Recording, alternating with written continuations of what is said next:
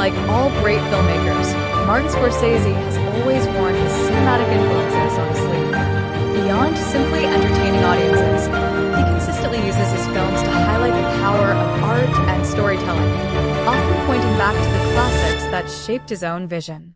Nowhere is this more evident than in his 1980 masterpiece Raging Bull, a film that not only cemented Scorsese's place among the greatest directors of all time but also drew deeply from one of the most iconic dramas of the 1950s, Marlon Brando's On the Waterfront. Raging Bull, Scorsese's most personal film. By the late 1970s, Scorsese was at a crossroads.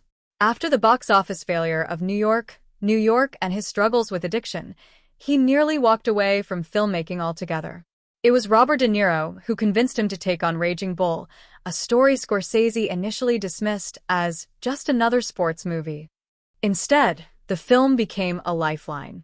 Starring De Niro as troubled boxer Jake LaMotta, Raging Bull transcends the sports drama label, digging into themes of jealousy, rage, and the destructive nature of pride. The volatile relationship between Jake and his brother Joey, played by Joe Pesci, becomes the emotional core of the story. Scorsese poured everything into the film, making it not only a critical triumph, but also one of the most defining works of his career. A companion piece in Brando's classic. When reflecting on Raging Bull, Scorsese often points to On the Waterfront, 1954, as a natural companion film.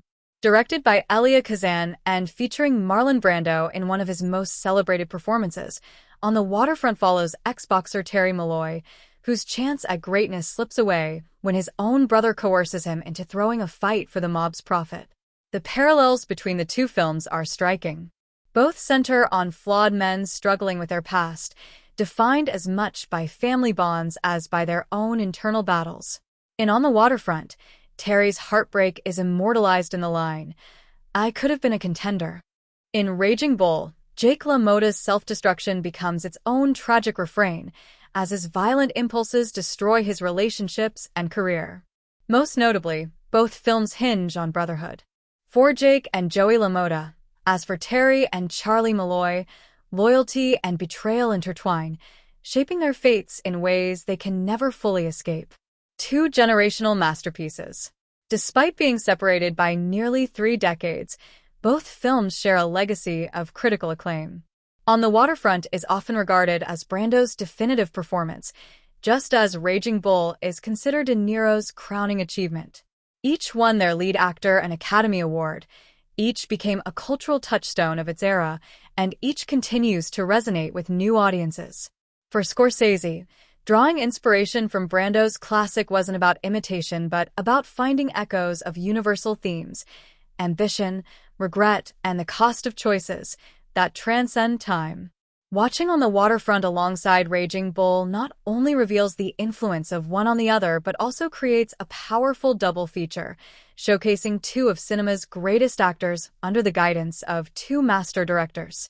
In the end, Scorsese may have saved his career with Raging Bull, but it's the lineage of films like On the Waterfront that gave him the tools to do so. Together, they remind us why cinema remains one of the most profound reflections of humanity.